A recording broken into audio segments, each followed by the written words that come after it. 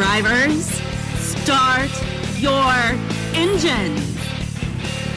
Pull those belts down tight one more time, warm up those tires, hit your marks, and let's go racing, boys and girls. Nascar, Indycar, Formula One, Formula E, and NHRA Racing Talk. This is the Championship Racing Network. Now here's your hosts, Steve West and Matt Nicholson, with producer John Myers. First weekend in the month of February 2022.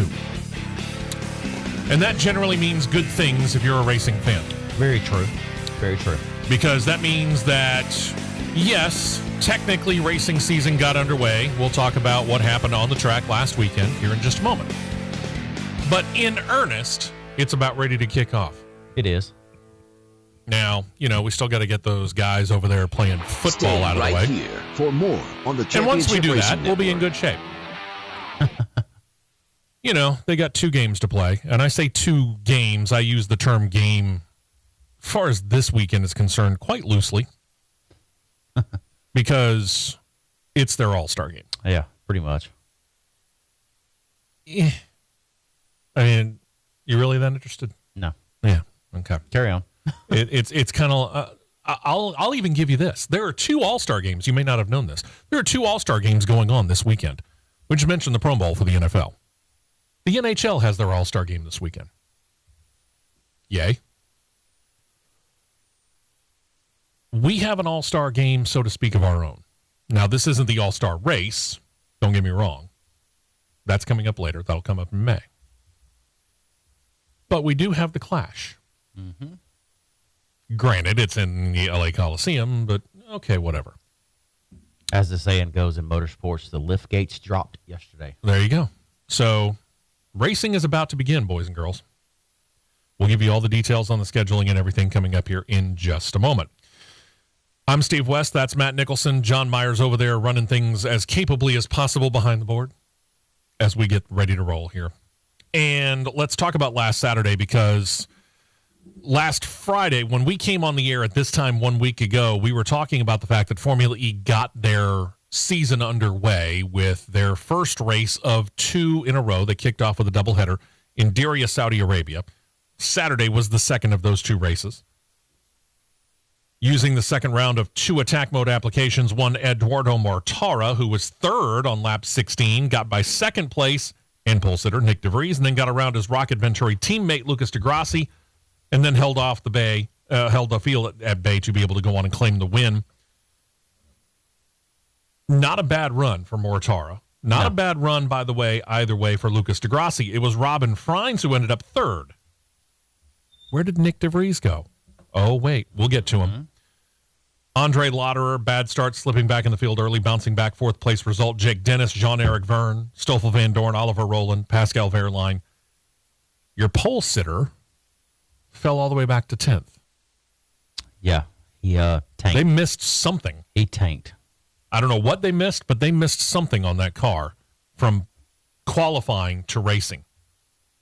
Now, you being the driver, and this would be speculation, I get it, but you being the driver of the group of us, where might you go? Where might you look if you were in this situation? You were fast enough to claim the pole, but over the course of a race, you slip back to 10th. It's really tough to say because, and this is me speaking straight up. Sure. I'm not as familiar with how the setups go and how they set these battery-powered go-karts up. Well, I get that, but if you're in this position, if you're in the position of one Nick DeVries or his team, what to you is your first, where are you going to start looking? Tire setup. Tire setup, okay. It's got to be tire setup because you don't know how, if I was more familiar with how they set the suspension components up on these cars and how they rotated through corners and how they took lefts and rights, I could probably dive in a little deeper, but my first question is going to be tire setup. I got you. All day long. I got you. So here we go. After the first 2 races of the year, your points leader is the winner from last Saturday, Eduardo Mortara. He has racked up 33 points early this year. DeVries has 29, 28 for Stoffel Van Dorn. Jake Dennis has 25, tied with Lucas DeGrassi, but holding the tiebreaker. 18 for Robin Freins, and we got a three-way tie with 12 points each. Andre Lauderer, Sam Bird, John-Eric Verne. 10th in early points is Nick Cassidy with 7. Your teams, I know it's early, but it's still interesting to note. Rocket Venturi Racing an early 58-57 lead in the team standings over Mercedes. And that's saying something considering that Mercedes was 1-2 in the first race of the year, so that shows how solid Rocket Venturi was over both races.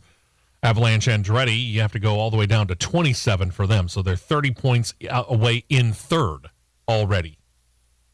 Mm-hmm. It could still change. Got a long way to go in the season. Yeah. Envision Virgin has 25. Tag Heuer Porsche with 14, 13 for Jaguar. Diaz Tequita, or Tachita, as I've heard them say, some people say it, 12. 4 for Mahindra and a trio of goose eggs. Nissan Edams, which is a little bit of a surprise, and then the two that unfortunately are not surprises, the American-based Dragon Penske. And there's that team that we're so familiar with, Neo 333.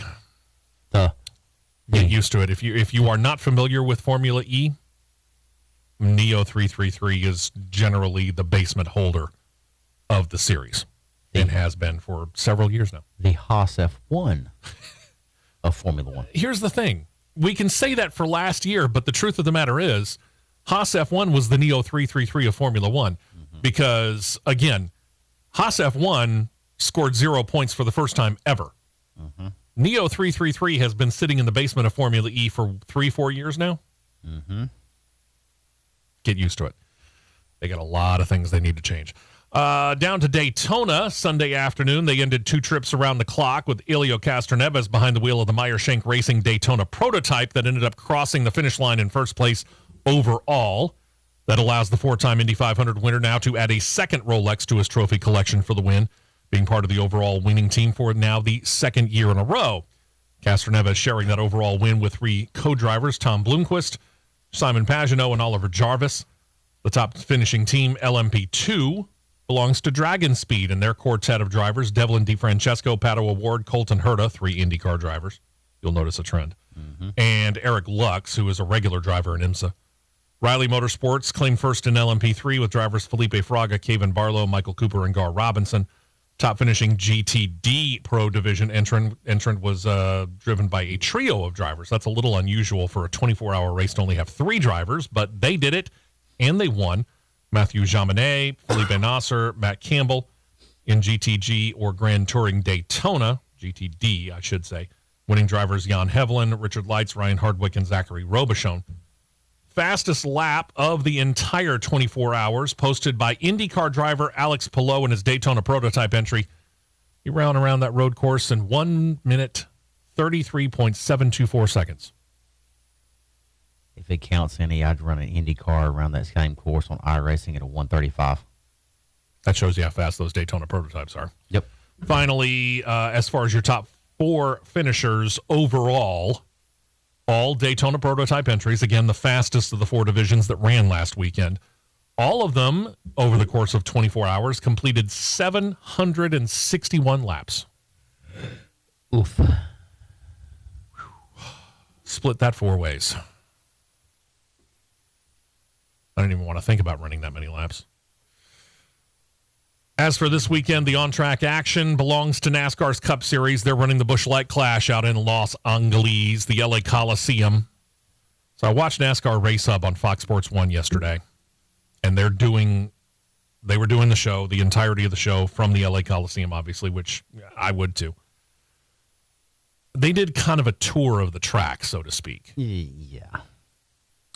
I will say this. Again, I'm not really sure why they decided to build a track inside a football stadium, but they did. When you have a perfectly good one in North Carolina. Yeah, you got Bowman Gray Stadium. If you really wanted to run a football stadium, why didn't you go there? Bingo. But, again, they're trying to break into the L.A. market. I get it. Oh, blah, blah, blah, whatever.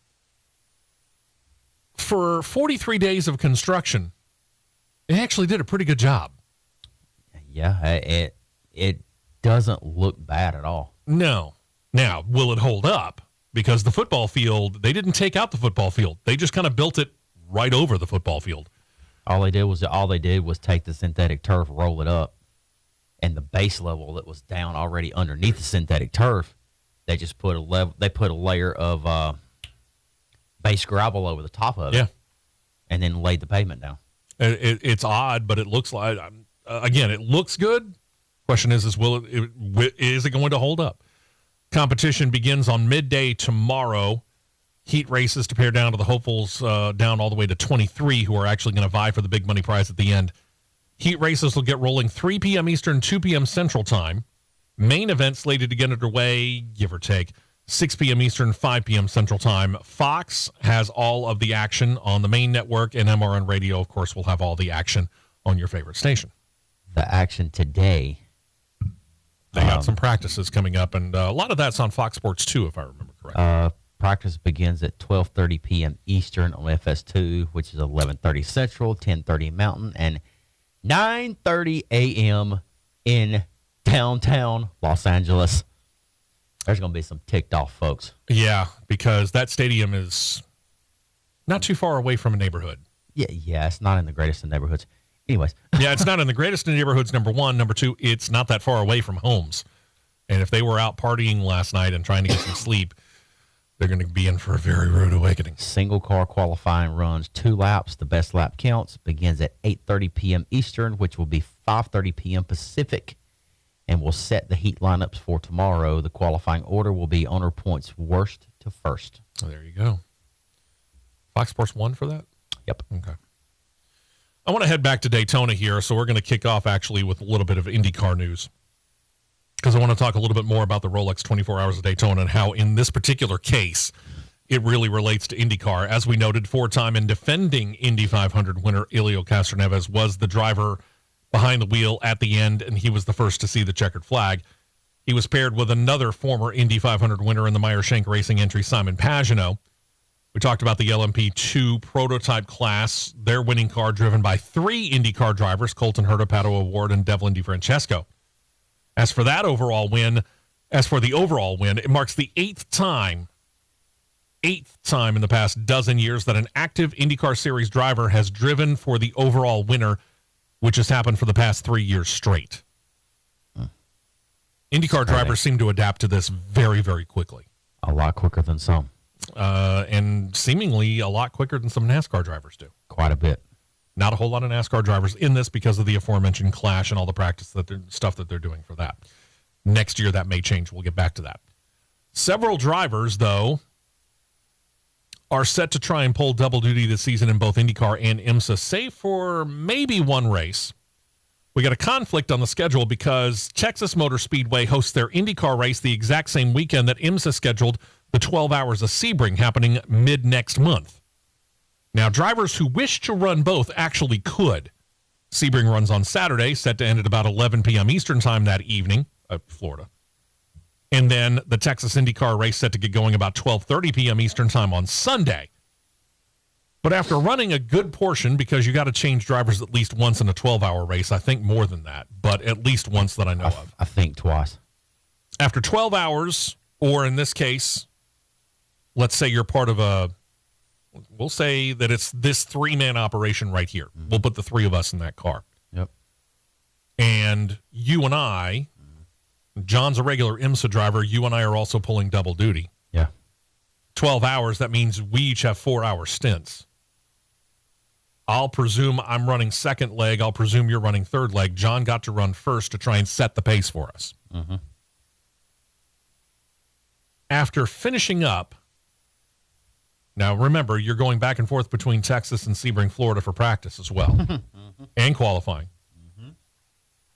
And after a 4-hour stint, you're going to run the anchor leg in this case. I'm going to run the middle. You get done at 11 p.m., just a little before. But by the time you realistically get on the plane, after post-race celebration of whatever, you get on the plane and start flying to Texas, it's easily 11 o'clock Eastern time. Mm-hmm.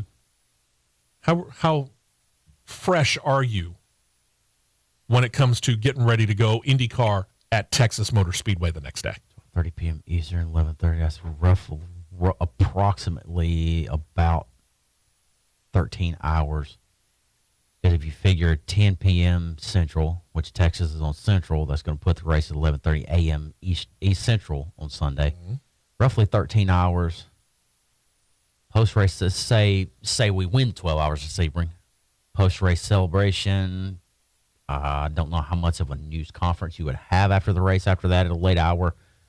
But still, you might be talking closer to midnight by the time we got on a plane if we won. Well, see, here's the good thing about Sebring. There's an airport right there at the Sebring track. I get that. But fresh-wise? And then let me add this in before he answers the question.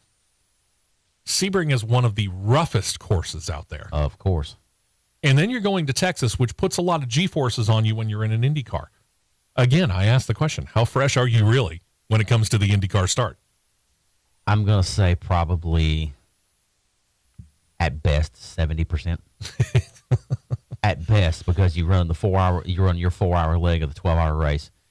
You got your flight time, which probably, I'm going to say, from Sebring, Tampa area to Fort Worth, going to be hour and a half tops. Yeah. On a decent night, yeah. A decent private jet that'll get there in a quick. And the weather being decent. Weather being good too. Yeah. I'm gonna say probably 70%. Here's why Chip Ganassi Racing has canceled their plans for their IndyCar drivers to participate. That being said, Meyer Shank Racing is still planning on putting their drivers, Elio Castroneves, into the endurance race with plans to keep him in their IndyCar that weekend as well. Man's 46 years old. Good luck. They will not do the same with their other driver, however, Simon Pagenaud. He's to concentrate on the IndyCar race alone that weekend, so Elio Castroneves is out on an island all by himself. Michael Shank is becoming the person that I look at like Christian Horner. He's somebody that I go to war with. He's becoming that. I can see that. No fear.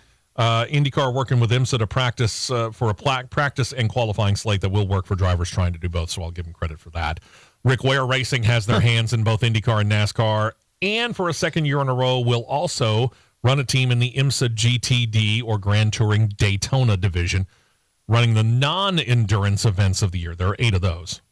Non-endurance events, probably 4 to 6 hours tops. I think they're 3.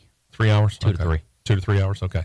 They're teaming up with Acura. They're going to enter an NSX GT3 model for drivers Ryan Eversley and Aiden Reed, who they worked with last year. They didn't do too bad last year in IMSA. They didn't do too bad in IndyCar. They were teamed up with Dale Coyne Racing. We got to give a lot of credit to Dale Coyne Racing for that, with all due respect to Rick Ware. In NASCAR, we'll just leave that alone. Then there's the World Endurance Challenge Series. This is not IMSA. This is road racing endurance-wise around the world. They, for example, run the prestigious 24 Hours of Le Mans, among other races. We mention this because it has now gotten the sole attention of what we are pretty much now calling a former IndyCar racer, Max Chilton. Chilton was in Formula One before he lost his ride. He moved to IndyCar for the 2015 season. But that ride was sold. So he was out looking again. More on the sale in a moment. Chilton moves back over to Europe. He's Brit. He's signed with a company called McMurtry Automotive. He's helping them develop their Spearling EV track car, stating that he feels this time in IndyCar is likely done, but he hasn't closed the door on it if something good should come up. In other words, somebody calls him up and go, hey, want to run the Indy 500? The plans for the startup team and the yet-to-be-built racer, they want to be ready for the 2023 24 Hours of Le Mans by using Chilton as a consultant and a test driver. And I would presume, if they're able to make their 2023 goal, their race driver, one of them. Guess we'll find out. If you like IndyCar, there hasn't been a whole lot on the video game side. Now, iRacing has the ability to run IndyCar. You have been doing this, Matt. Quite a bit. Doing a good representation to you of IndyCar virtually? Oh, yeah. I have 3 versions of the IndyCar. The 09 Legacy Dallara, what they call it. Mm-hmm. It's now a legacy car, the DW12. Sure. And the Dallara IR18, which is the new car. Okay. It's not too bad. You're about to get another option. Yeah. And to introduce it, Motorsport Games, who will be authoring the new IndyCar video game, is pairing up with IndyCar to present the first official esports event, and it will pit real-life IndyCar drivers against each other virtually. It'll air on Wednesday of this week, 6 p.m. Eastern, 5 p.m. Central. It'll be visible on the IndyCar YouTube page. Just look it up like you would our page. Go to YouTube. You type in Championship Racing Network. You can see our page. Hit subscribe. John, thank you very much for setting that up. Mm-hmm. You go to the IndyCar page on YouTube, and you can get this as well. And you'll see the likes of Alex Palou, Elio Castroneves, Joseph Newgarden, and many other IndyCar notables expected to take part in this particular situation. I would love to see other contestants like Matt join in with all these groups of drivers and then have one like totally thrash the competition. And we're talking about a non-professional racer. Sure. Well, I have been here of recent, let's say that, over the last few weeks. There have been some quite recognizable names that I've been, that have shown up in rooms that I've been racing in and races I've been racing on. You showed us a couple of them. Yeah. You know, just some guy named Alex Tagliani. Former IndyCar driver. And ran against an IndyCar driver last night at Zandvoort. Alex Palou. Alex is one of those drivers who would dearly love to go to IndyCar. Pato O'Ward is one. Colton Hurd is one. They'd all love to run in Formula One at some point in time, but I think they're pretty happy in IndyCar right now. Yeah. Anyway, this particular all-star situation this Wednesday night is the first step in a partnership between IndyCar and Motorsport Games. They came to terms on a deal last July. Eventually, it would produce a virtual series. Now, we've seen NASCAR do this with iRacing. IndyCar apparently wants to do something similar. It'll also eventually spit out a video game that you'll be able to play on your PlayStation, Xbox, and or PC. They state sometime in 2023. As for this Wednesday, expect 2 heat races and then a 20-minute feature event. The track will be announced shortly before the racing will get underway so that the drivers can't cheat and try and get a head start by going to that track first, which I think is actually a pretty bright move on their part. Yes, very bright move. Make it as even as possible. Yeah. I still wish they would have done Talladega on that series last year. I know they should have. What are the chances that they go? What are the chances they go any place other than Indianapolis?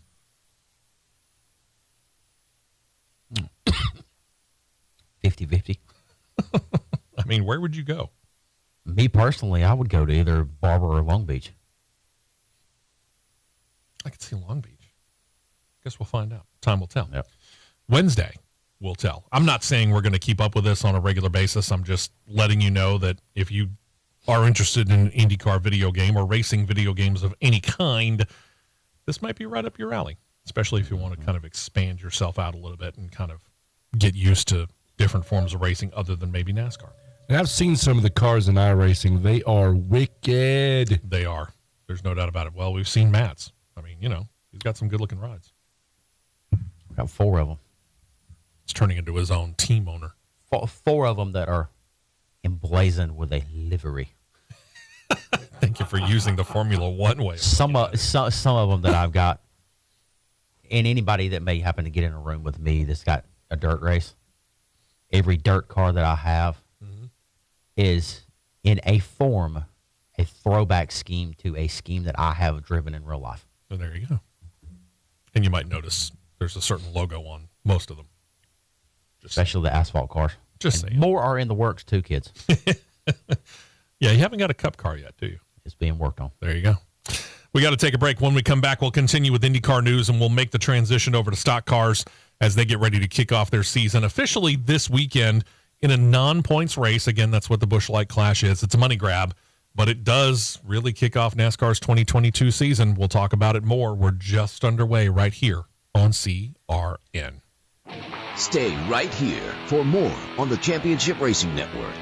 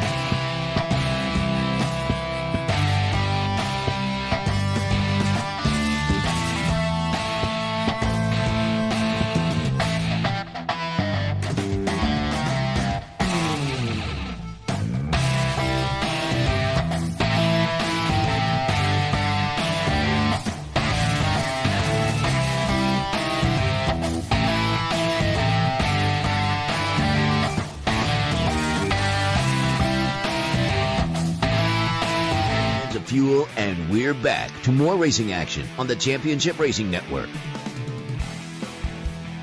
Welcome back into the show. We appreciate you joining us. I'm Steve West with Matt Nicholson, producer John Myers here on the show. And this week here in the state of Alabama, a lot of rain. At my house, over the 2-day period, Wednesday and Thursday. So really about a little less than 48-hour period. Right. Our rain gauge noted more than 6 inches of rain. I'm not saying that you got that. I'm saying we got that at my house.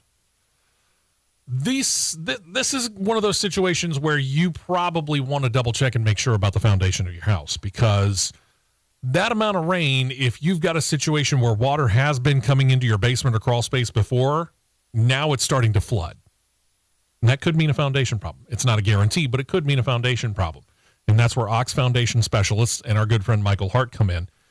Have him come out if you're anywhere in the state of Alabama. Doesn't matter where, north, south, east, or west. Very far corners, far reaches. Doesn't matter if you're in the biggest cities of the state. He can go to where you are and bring to you a no-cost, no-obligation written foundation assessment. What does that do? It's going to give you a peace of mind one way or the other as to what's going on with your house. He's going to take a look inside, outside, through the crawl space, in the basement, everything, and he will have in writing if there's anything wrong with the house. If there's not, you've got it in writing. He'll shake your hand and he'll go away. And that's that. He's not going to bug you, and he's not going to make up stuff and say that there's something wrong with your house if there isn't. He's that good of a guy. But if there is something wrong with your house, you got it in detail. You got it in writing. You know what's wrong with it, and you got an estimate on how much it's going to cost to fix it. And that's when you say, oh, by the way, I heard about you guys on the Championship Racing Network. I've got a promo code, WEST, W-E-S-T. You get 15% off of that quote that he just gave you. Not a bad deal. Set up the appointment right now. Get your house looked at to give yourself that peace of mind. 205-362-6419 or by email, mike@oxfoundations.com. Don't forget that promo code WEST. And when he does get in contact with you, tell him you heard about it right here on CRN. Still talking about a little bit of IndyCar to kick off this week here. We want to get into what's going on with the teams on the track. Juncos Hollinger Racing coming into IndyCar as a full-time team this year. They got an English-based driver, Callum Elott, behind the wheel of the number 77. He was, just to let you know, one of the candidates for the Haas F1 ride before they went with the two rookies of Mick Schumacher and Nikita Mazepin last year. So he's well thought of. But knowing he wasn't going to get really a pretty good IndyCar or F1 ride, he decided to go to IndyCar. Well, Juncos Hollinger Racing bought their IndyCar assets from Carlin Racing, brought on many of Carlin's former employees, which made many think that Carlin was going to end their involvement with the series outright. Seems that the Carlin team, whatever's left of it, it's kind of a skeleton crew, will be a technical consultant to Juncos Hollinger Racing this season. Carlin Racing has had a rough time of it in their, 3-4 years? That's an understatement. In IndyCar? Yep. And I get it. It's a proper opportunity for Juncos Hollinger Racing to come in, but if I'm Juncos Hollinger Racing, yeah, okay, now I've got the equipment that I need. Mm-hmm. But having seen the performance, am I really looking at them as my technical consultant, or am I going to go and see if I can't find somebody else to pair up with? No disrespect, Carlin, but you didn't do all that great. No. Simple answer. No. You're going someplace else. I'm going someplace else all day long. Yeah, we'll see how it works for Juncos Hollinger Racing. Now, if they had Connor Daly still driving for him, and different story, because they showed flashes when Connor Daly was driving the car. But with Chilton, no. Callum Elott, I mean, he's coming in as an F2 driver. He's had success at the Formula 2 level. He's not all that familiar with IndyCar, but he served himself pretty well when they did a rookie test. He was pretty quick. Yeah. Expectations for him knowing what the car is. Yeah.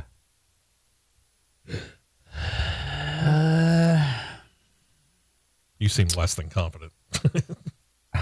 I'm not even going to say 50% confident. I got you. He needs to get some laps under his belt. All right. A lot. Guess we'll find out. Let's talk about the Cup Series a little bit here, because tomorrow at the LA Coliseum, you might note several things. Number one, a new sponsor for the number one Chevrolet Camaro being driven by Ross Chastain. And it also does show this. NASCAR continues to draw interest from people in other sports. Dana White is a name that you might have heard if you are a fan of the UFC. Dana White's the president of the UFC. But Dana also owns the Howlerhead brand of Kentucky Straight Bourbon. And for this weekend's clash, he's working with Trackhouse Racing for the sponsorship on the hood of that car. Bourbon apparently is becoming a hot commodity in the world. Mm-hmm. As for that race, controversial as it can be, we found out a little bit more details in an interview that NASCAR President Steve O'Donnell did earlier this week. He got quite candid, actually. He announced NASCAR spent, his words, not ours, significantly more than $1 million in order to stage this weekend's event. And that's without the cost of building the quarter-mile track.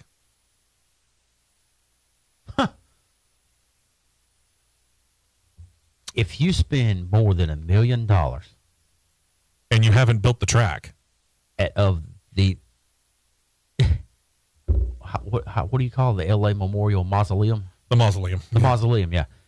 More than $1 million at the LA Memorial Mausoleum at United Airlines Field. They promote that hard with that stadium. Okay, It's too long of a name. way too long of a name. And you haven't even laid the asphalt down to get the track going. But wait, there's more. Yeah. Oh, enlighten me. It doesn't include leasing the stadium either. Stadium officials don't have to release the amount of the money that NASCAR had to pay them to lease it because operations of the stadium have been taken over by the school that plays there. The University of Southern California Trojan football team plays there, and USC is a private school, so they don't have to divulge certain financial situations like this to the public. Well, good on USC's part because the public doesn't need to know. $1 million, no track laid down, So that's $1 million just in advertising. and didn't Probably. pay for the lease. Probably. Just in advertising. Probably. That's it. Yeah. Because you're not doing anything else. You're not laying the track. It's just advertising. Pretty much. Promotions. That's it. And Steve- it probably took every bit of, for that amount of asphalt, of how they laid it down. I'm going to say every bit of 1.5 on the asphalt. Every bit of it.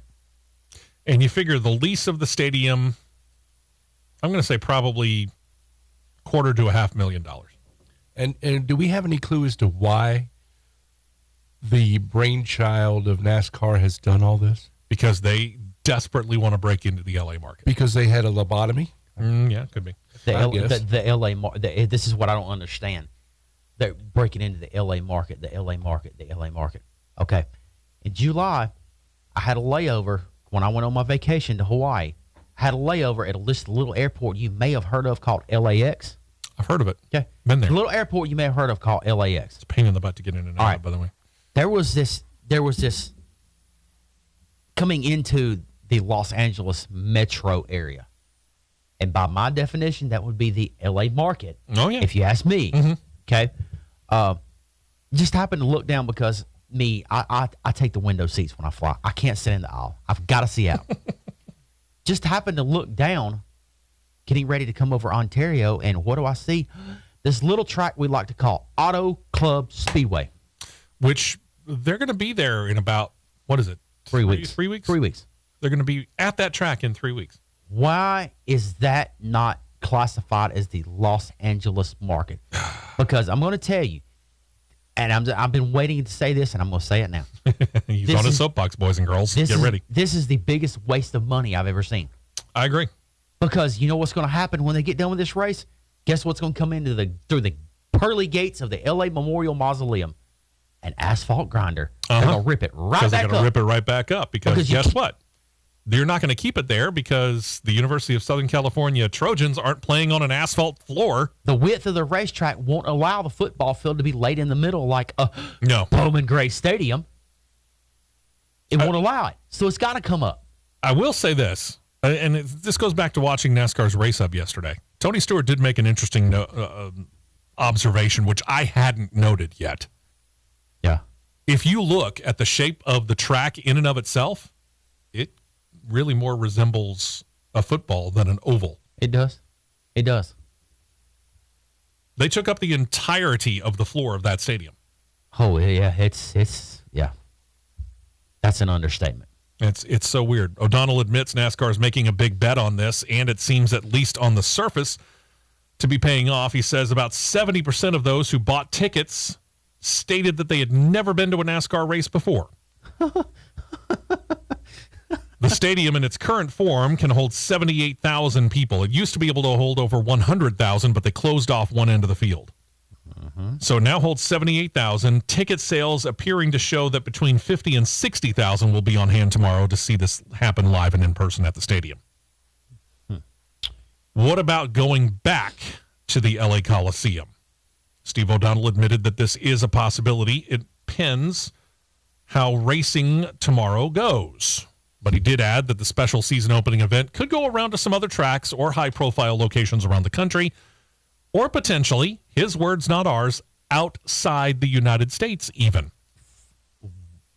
Seems that NASCAR has a 3-year conditional contract with the LA Coliseum, which means that NASCAR can opt out or opt to renew the deal, potentially keeping the clash there through the 2024 season. NASCAR has 90 days after the race. So in other words, 90 days from Monday to inform Coliseum officials of their decision as to whether they're going to keep it there or take it elsewhere. For the last time, no. Outside of the U.S. is ridiculous. I get NASCAR's trying to grow the brand. I do. I get it. This is a chance for us to see these racers go at it with everything that they've got, and kind of like the All-Star race, come home with either a big paycheck or the steering wheel. Yeah, pretty much. Where are you going to take it?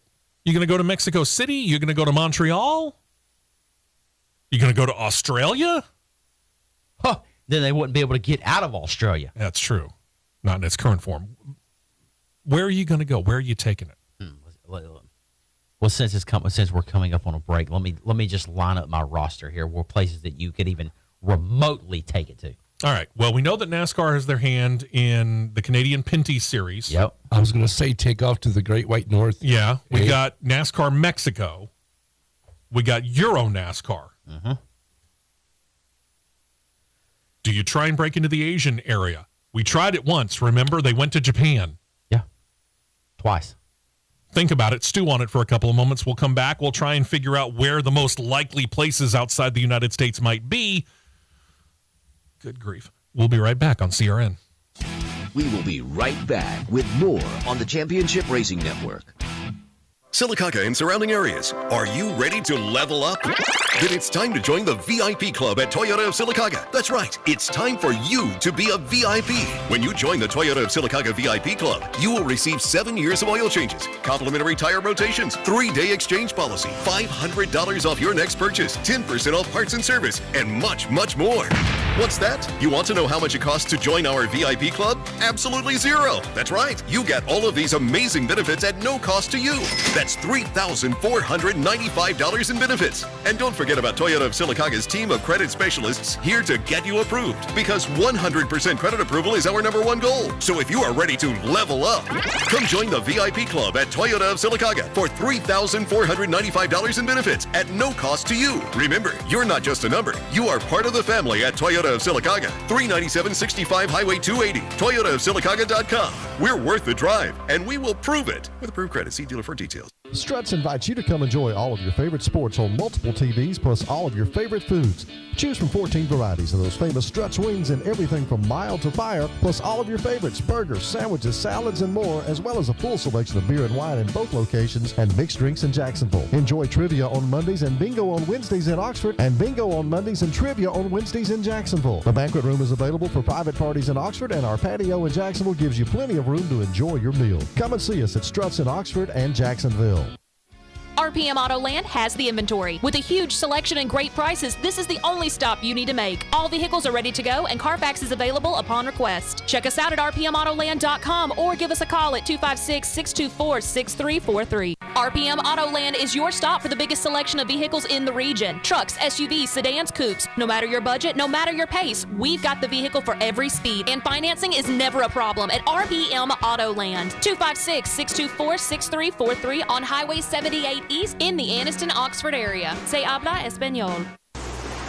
Lake season is just around the corner, and there is no better way to spend the summer with your family than on the lake. This is the best time of the year to buy your new pontoon at Poorhouse Branch Marina. We have extended our boat show pricing through the month. See for yourself why Poorhouse Branch Marina is the #1 Avalon dealer in Alabama for more than 10 years running. Give us a call at 256-268-2939 or find more details at Poorhouse Branch Marina on Facebook. Poorhouse Branch Marina off exit 165 on I-20.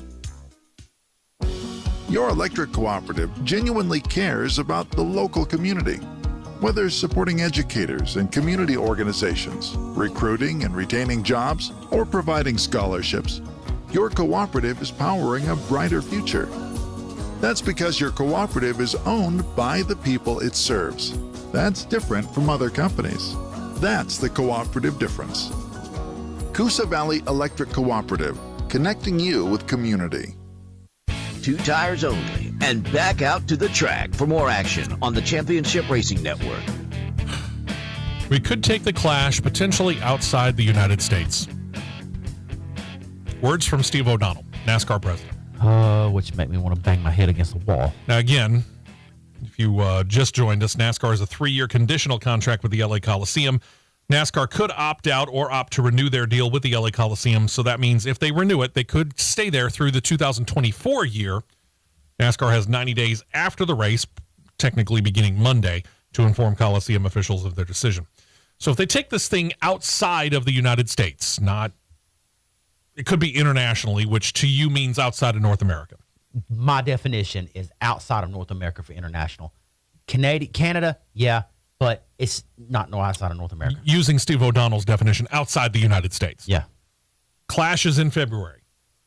Are you really going to Canada? I'm not going to Saskatchewan or Alberta. No disrespect, but yeah, I'm not going to get snowed in or have the snow keep us from getting to the track. Right. So that brings us to south of the border.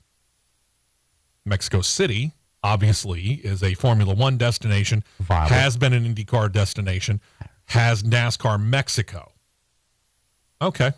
At the time, Busch/Nationwide Series ran 2 races there. Yeah. Would you go further south? Would you say maybe go to Brazil or Argentina? Rio? I don't think you'd do that immediately. I think at some point in time in the future you might consider it, though. The only thing south of the border that would be viable if you stayed in the Western Hemisphere, let's say that. All right. The only thing would be Mexico City or Sao Paulo. Yeah, because Rio technically hasn't built their track. They've talked about building their track, but they haven't. Argentina has been a Formula E destination. Chile's been a Formula E destination. Those are city street courses. So, yeah, really Mexico City. There's that one that Formula E ran on last year that was southeast, if I remember. But they hated that track. It had so many different configurations, one of which was an oval track. That might be a possibility if NASCAR looked at the track and deemed it viable. So I think there's 2 tracks in Mexico and then the one in Sao Paulo, and that's really about it. Autodromo Miguel de Abed. That's the only one in Mexico I see. Yeah, that's the one that Formula E ran on last year. The Formula E drivers hated it. So outside of that, we've seen them go to Japan. They played around a little bit. I want to say at Suzuka and Twin Ring Motegi. So there's a couple of options in Japan. Yeah, that's Japan. Assuming Australia ever opens themselves back up to the world, there's a couple of options in Australia. I could see them maybe going there because there's been a lot of connection. Roger Penske, obviously. There's some connection between the racing worlds. And then there's the intriguing part of Euro NASCAR, the Whelen Euro Series. Well, if you go to Australia, where do you go? Do you go to Surfers Paradise or do you go to Albert Park? You could go to Melbourne where they run Formula One. Sydney's got themselves a place. You could go to Bathurst. I would say go to Bathurst. Probably. Notable for the 1,000-kilometer race. You got Albert Park in Melbourne. Where Formula One runs. Where Formula One runs, yes. And then you got Surfers Paradise, which is on Gold Coast. Mm-hmm. But there's options in Australia if they decided that they wanted to go all the way to Australia. But like you just touched on, then you got Europe. You got the Wayland Euro NASCAR Series. Mm-hmm. They only run on 6 courses. No, excuse me, 7. Mm-hmm. And they're all road courses except for maybe one. Hockenheim. Germany. Ricardo Tomo in Valencia, Spain. Okay. Brands Hatch. Britain. You got Autodromo Vallelunga, which is Rome, Italy. You got the Autodrome Most, which is in the Czech Republic. It's the most. You got Zolder, Circuit Zolder, Belgium. The Automotodrome Grobnik. They come up with some really good stuff here. European language at 8:48 a.m. in the morning. Yeah, I know. And none of us took any kind of European languages when we were in school. I didn't. I don't know about you, John. The only two that I could see them being in a much brighter limelight, a more recognizable name, if they went Europe, is Brand Hatch or Hockenheim. Yeah. And I would think they would probably go to Britain before they go to Germany. Probably so. That's a head scratcher there, Stevie. It's a bit of a head scratcher, but I will say this. You and I are, and John as well, we're friends with a lot of people on social media, some of whom are becoming overtly critical of NASCAR. And I alternately love and I hate the meme of NASCAR died when Dale Earnhardt died. I can't stand that. No, it didn't. Obviously, it didn't. We're 21 years past that fact. A part of NASCAR died when Dale Earnhardt died. There's no doubt about it. I'm not trying to disrespect the memory of Dale Earnhardt. A part of NASCAR died when Dale Earnhardt died. But NASCAR rolls on because NASCAR had to move on after the King retired, okay, and after Bobby Allison retired, and after DW retired, and after Lee Petty retired, and after Ned Jarrett retired. All of these famed names, whether they retired or died, NASCAR continued on, remembering them, making some necessary changes in some cases because of them. NASCAR hasn't ended. Your vision may have ended, but NASCAR didn't. And NASCAR's trying to change, and they're trying to keep up with the times. I give them credit for trying to be creative. But in some ways, I wonder whether this creativity is actually good. The LA Coliseum idea might have seemed good on the surface, but in my mind, and Matt's mind, and John's mind, and several other people's minds, especially once they get the bill for the amount of traveling that they're going to do, the teams, probably are not really going to like this particular month. We've detailed it already. They're out in L.A. for the Clash this weekend. Then they got to come all the way back, grab their stuff in Charlotte, roll down to Daytona. Take it back up to Charlotte, go back out to L.A., because guess what? You're starting the West Coast swing, which includes, that's right, the aforementioned Auto Club Speedway in the L.A. market, along with Phoenix and Las Vegas, before you then come back and you deal with places like Atlanta, before you go back out to Texas. Huh? See where I'm going with this? The travel bill's huge. There's creativity, and then there's, in this particular time when we're talking about, what did we see for gas prices? I mean, regular gas, which is not what the 18-wheeler haulers use. $5 a gallon. You know, yeah. Girls. Regular gas is $3.10. Diesel gas in the state of Alabama, our home state, is approaching $4 a gallon, if not just slightly over it. Yep. The further west you go, like once you get past Texas into New Mexico and Arizona and, God forbid, California, ladies and gentlemen, regular gas for your automobile in California is over $5 a gallon. Try and get diesel fuel in California. Did you see what Roger Penske and his team done? No. Okay. They start making the trek out west, I think, on Monday, Tuesday timeframe. Well, all of the Penske haulers went to the Penske, I call it the Penske port, for the Penske truck centers in Ontario. Okay. Yeah. Cindric's car has a sponsorship for Freightliner and the E-Cascadia brand that they've come out with. Yeah. What does Penske do with Cindric's hauler? They've got an E-Cascadia truck ready on a day cab. They leave the main tractor in Ontario. They haul the car and the hauler, being the first ever hauler being taken to a track with an all-electric tractor. Day cab truck. Now, how funny it looked is hysterical. Go find the video. It's hilarious, but at the same point in time, it's smart as all get out because he left that truck probably filled up just outside of California on lesser priced gas, diesel. Yeah. And he's got enough fuel left in the tank to, once they pick that tractor back up, to get out of California before he's got to fuel up again. And it looks absolutely insane to look at these lavish 53-foot feather-like trailers logoed up with a day cab tractor pulling it. Yeah, that's weird. It's crazy. That's the way that we are nowadays, boys and girls. I got an international course they can go run on. Yeah? Take them to either Bahrain, Abu Dhabi, or are you going to take them all the way to the Middle East? Or Dubai. Send them to the Middle East, baby. Oof. Man, gas is cheaper over there.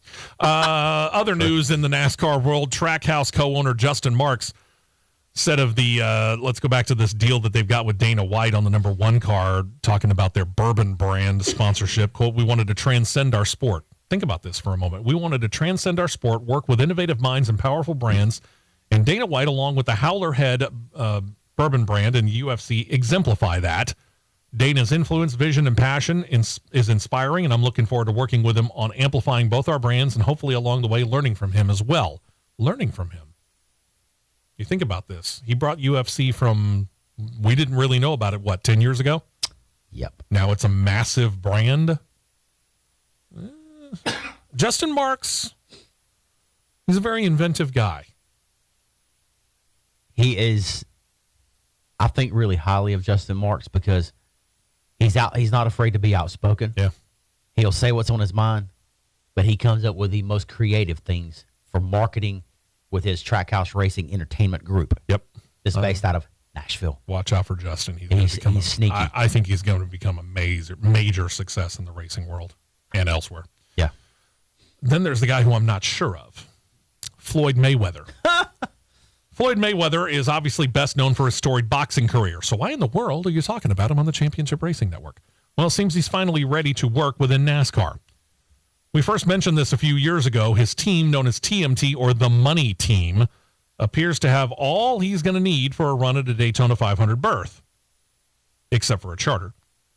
So he has to make it in during qualifying or more likely through the duels. For that, he has selected a driver, Kaz Gralla. He does have sponsorship. Pit Viper Sunglasses will sponsor the car. They'll have the number 50 on the sides and the top, which is a Floyd Mayweather number. Again, Mayweather on board from boxing. Trackhouse Racing, which has rapper Pitbull as the co-owner. And then, of course, there's 2311 Racing, not 23x1, which we all should know by now has NBA Hall of Famer Michael Jordan as co-owner. More personalities from other sports showing interest in more than being just fans of the series as well. They seem to be willing to invest in it. But as for that number 50, Mayweather ended his boxing career with a pretty stellar 50-0 record. But he's 45 years old now. He says this, quote, "I love fast cars and I love to compete. I know NASCAR will not be easy, but anything easy isn't worth doing to me." With that being said, this move into auto racing seems to be a perfect fit for the Mayweather brand. I guess we'll find out. I've seen the car. Have you seen this car? I have. It looks hideous. This thing, you're going to need a pair of sunglasses to look at it in sunlight. This thing is bright. It's very bright. But it'll be easy to find on the track. It'll be the one that just glares out to you? A few weeks ago, actually, not a few weeks ago, actually before we changed homes, who did I say that they would get their car from? Oh, yeah. Yeah, Starcom. Who did they get their car from? Starcom. Who, on their Twitter feed that we thought was dead, released this statement: we're climbing into the ring with the Money Team Racing for the 22 season and beyond. Starcom. Good luck. Dear Floyd, you've already messed up. Carry on. To Spire Motorsports. Are we moving up? Spire Motorsports fielding 2 full-time cars again this season. The number 7 with Corey LaJoie, which was a pleasant surprise last year. He did quite well, considering. And then there's the number 77, which was actually the first car that Spire Motorsports ever put on the track, which has not had a regular driver in its entire history. They continue to run multiple drivers throughout the year. Well, we found out who one of those drivers is going to be. It is the new for 2022 Cowlick Racing Xfinity Series driver Landon Castle. Castle's going to get at least 12 races, according to the team, in the number 77 Chevy Camaro, splitting time with Josh Bilicki and maybe others. If I was Landon Castle, I would kind of focus really hard on that really high-profile ride that you finally got full-time and keep my focus there. I would, too. Michael McDowell got a big boost on Friday. The defending Daytona 500 winner learned that his partnership with Love's Travel Stops is set to continue this year. Marks the 10th straight season. The 34 has featured the Love's logo and colors. Speedco, which is a subsidiary of Love's, will get some time on the hood this season as well. JTG Dougherty Racing celebrating the same form of news. They're down from 2 cars to 1 full-time car this year, but their longtime partners Kroger Supermarkets returns to the number 47 of Ricky Stenhouse Jr. The Southeastern chain of grocery stores is set to highlight their new delivery option, but if you wanted to take advantage of it, you would have to be able to live either in Central Florida or South Florida, which will be the first expansion of it. So in other words, don't expect it to come to a store near you if you live, say, just across the border in Georgia anytime too soon. Kohler Generators started their NASCAR sponsorship last year with Roush Fenway Racing. Now as Roush Fenway Keselowski Racing, they're continuing it, a deal that has them as primary sponsors for 14 races this coming year. Contract that does extend beyond 2022, but we don't know quite how far. And one other bit of sponsorship news, Petty GMS Racing has brought the number 42 back into the Petty family. Ty Dillon is driving this car. They have a sponsorship boost to announce. Black Rifle Coffee Company has signed on for the Clash and the Daytona 500. More races will be announced at a later date, but how many they'll be a primary sponsor on the hood of the 42, not revealed. That pretty good-looking car. Not bad, not bad at all. Not bad at all. One more bit of sponsorship news as well. It's that number placement that's killing me. Yeah, beyond killing me. One more sponsorship note. One more sponsorship note. And we said it was just a matter of time before this happened. This coming up season, the Jordan brand and Nike will be on a car. Hey, surprising. Surprising? Not. The driver, a little bit surprising because he signed and is now a Jordan athlete, going to be on the 45 car this year. That is a little surprising, but it is Kurt Busch. He's got a lot of money invested in this particular situation. He really wants to get that team up and running, which is why they hired Kurt in the first place. It's a little surprising, yes, but at some levels, it makes sense. Per the 2311 release, the Cup team will say that the Jordan brand will take over the number 45 Toyota for multiple races during the Cup Series season, as well as the brand will serve as an associate partner for the remainder of the season with a Jumpman logo on Busch's fire suit, car, and helmet. There you go. When we come back, hour number 2 will kick off. We got Xfinity news, Truck Series news.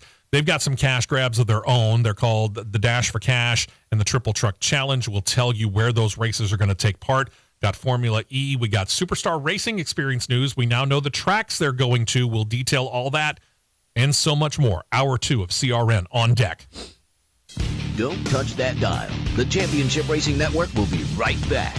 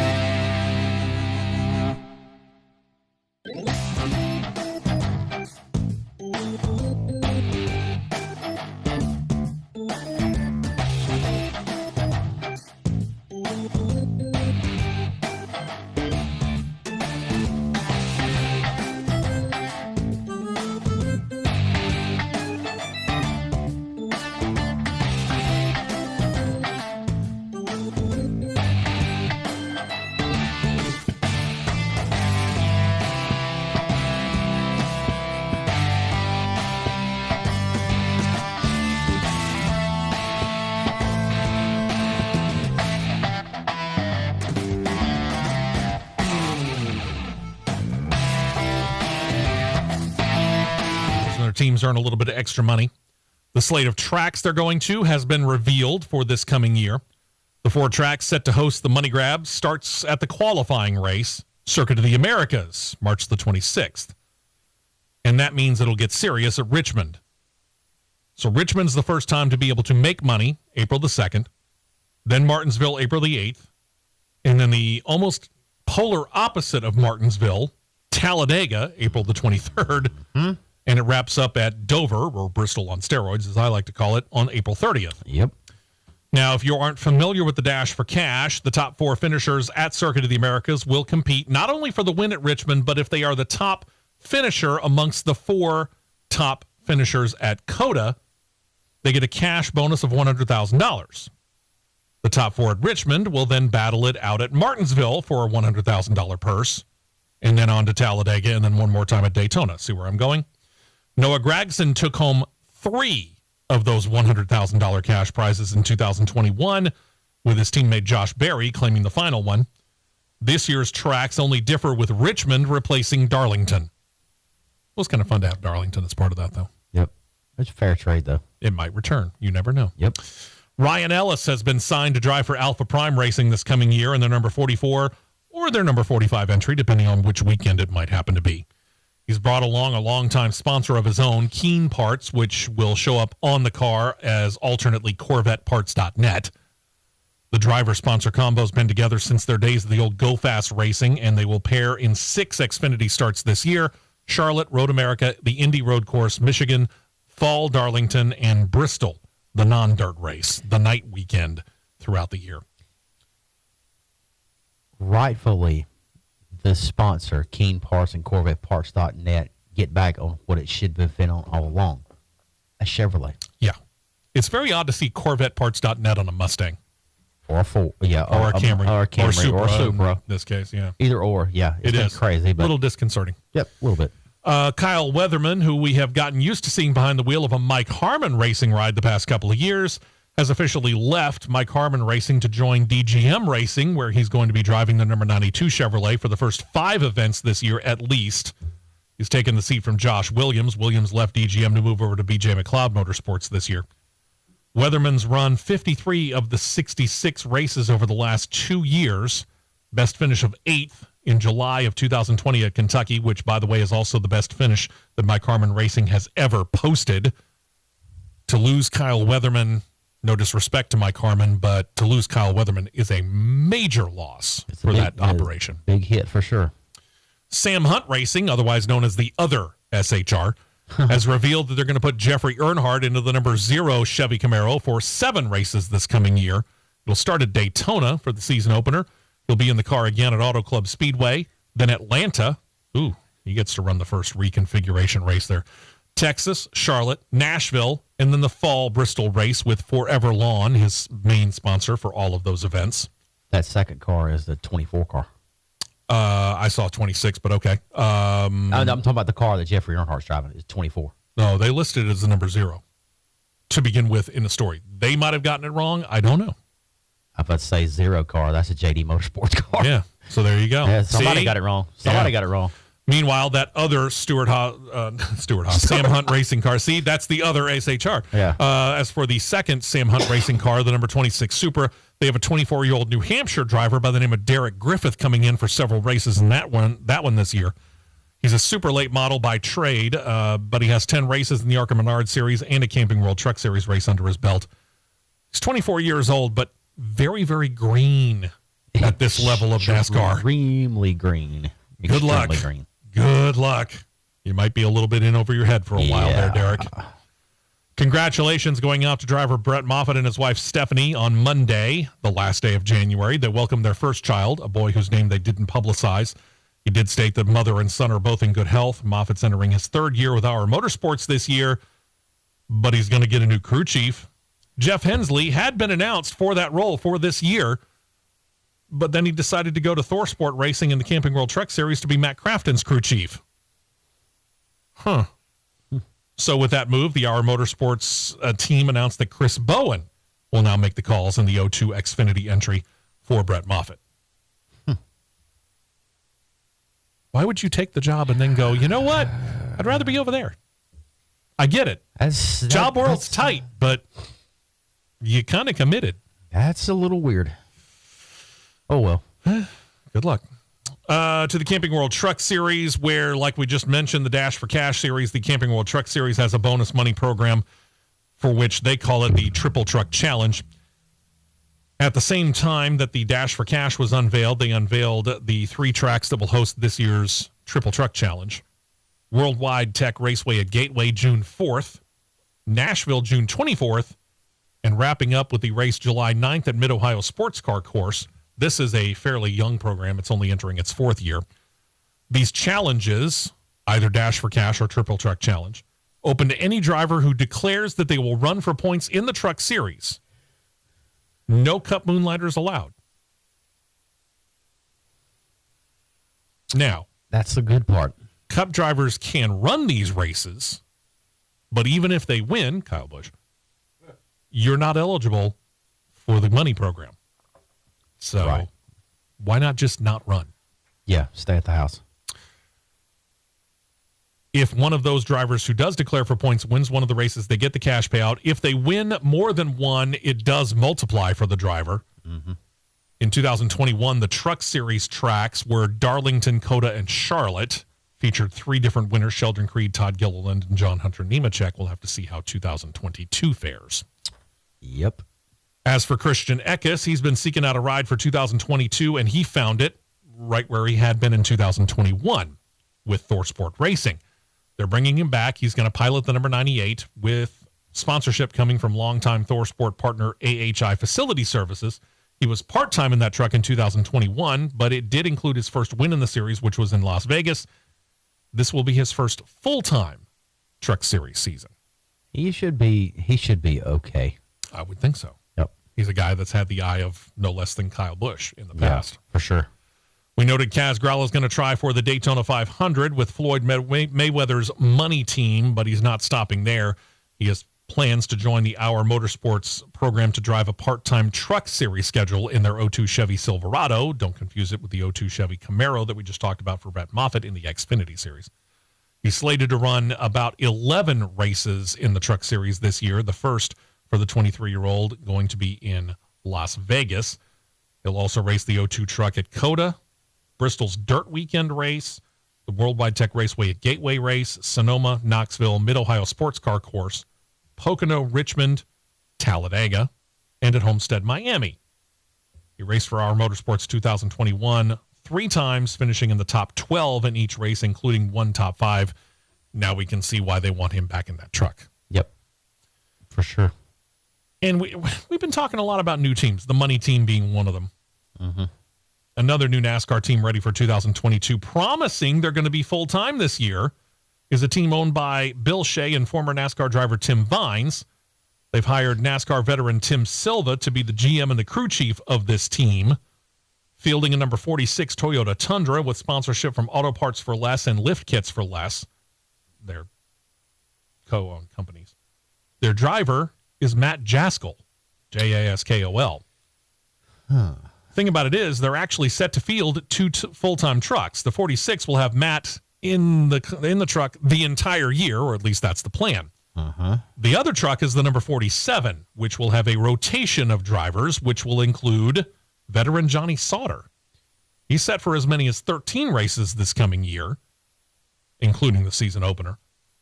Team co-owner Tim Vines himself is set for 5 races, and they got a third driver, Roger Roos, set for another 5 races this year. But obviously, all of that could change throughout the course of the year. Pride of Birmingham, Roger Roos. Yeah, we'll have to see how well this works for him. I hope it does well for him. Hopefully it does. By the way, the name of the team is G2G. Letter G, number 2, letter G, G2G Racing. I'm not sure where they got that name. I don't know. One of these days, we might find that out. Maybe so. Could be good to go. I don't know. Then we get to the Superstar Racing Experience. This, of course, being the Tony Stewart, Ray Evernham all-star event that they kind of envisioned as, in a way, bringing back the old IROC or International Race of Champions series. Had a very, very good first year. You mean that series that some people said on social media was about to go under? Some people said it was set to go under. Another network operation whose 4 letters we shall not mention, called them a made-for-television series. Let me make sure that that 4-letter sports network understands that CBS came into this after the fact. Ray Evernham and Tony Stewart got the Superstar Racing Experience up and off the ground, announced that they were ready to go for 6 races. We're looking for a television partner. CBS said, us. CBS didn't go to them and say, hey, create a racing experience for us. CBS went to them. This isn't made for television. Sorry. It did very, very well for CBS. They did. And they're back for another year. Same situation, Saturday nights, prime time, June and July. And they finally announced their slate of tracks that they're going to. It's a little different from last year. They've been hinting for a few weeks that we're going to have a different slate of tracks from year 1 to year 2. The 6 tracks that they're going to go to in their sophomore year starts not too far from our home plate here in the state of Alabama. June 18th, Five Flags Speedway in Pensacola. Yeah, we've been there. Time or two. Might have to go there again. Yeah, I think so. I smell a road trip. From there, they go to Virginia, and this is 6 weeks in a row, by the way, okay? So June 18th is when they begin. From there, they go to Virginia's South Boston Speedway. Another good one. Then they go up to a track that they went to last year, which actually kicked off the first year of the SRX series, Connecticut's Stafford Speedway. Mm-hmm. Then they go to where they wrapped up season number 1, Nashville's Fairground Speedway. Maybe there's 2 road trips in our future for the Superstar Racing Experience. Yeah, more than likely. And then they're going to wrap things up at 2 tracks that they didn't go to last year. Missouri's I-55 Raceway, and the 6 races in 6 weeks wraps up in Hartford, Ohio at Sharon Speedway. Of the 6 tracks, only Stafford and Nashville, as we mentioned, return for the second season. The track breakdown matches last year's 4 paved and 2 dirt tracks, but unlike the 2021 slate, the 2 dirt tracks are actually the anchor legs, the 5th and 6th races of the year, I-55 and Hartford. I just might have to find my way up to Peabody, Missouri, because I-55, that's going to be a good race. I-55 is a tight little track. I got to admit, I'm not familiar with either one of these 2 dirt tracks. I-55, picture Slinger. Yeah, which they went to last year. Just a little bit bigger on dirt. Interesting. Road trips with the So Superstar you're Racing saying Experience. 3 road trips? Right. Well, you know, it's not altogether outside of the realm of possibility. We're just saying. All right. We can make it up there in a day. We can make it up there in a day. Just There's ways that can work out. We can make it up there in a couple hours. There you go. Well, there's that, too. There's that, too. Yeah, exactly. So that's the situation with the Superstar Racing Experience. We definitely want to try and make at least 1 Pensacola or Nashville. Try for 2. 3, maybe. Just saying. Maybe. All right. Got to take a break. When we come back, we're going to turn our attention to the guys who go really, really fast in a straight line for a very short period of time. But, man, they can get up to about 300 miles per hour. Not bad. Talking about the National Hot Rod Association, the NHRA, next right here on CRN. Stay right here for more on the Championship Racing Network.